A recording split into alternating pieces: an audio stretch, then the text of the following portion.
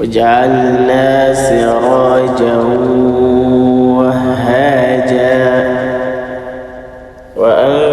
وأنزلنا من المعصرات ماء ثجاجا لنخرج به حبا ونباتا وجنات ألفافا إن يوم الفصل كان ميقاتا يوم ينفخ في الصور فتأتون أفواجا وفتحت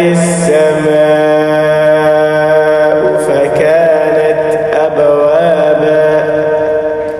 وسيرت الجبال فكانت سرابا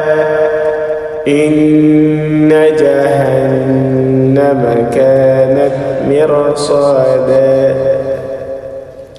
للطاغين مآبا لابثين فيها أحقابا لا يذوقون فيها بردا ولا شرابا إلا حميما وغساقا جزاء وفاقا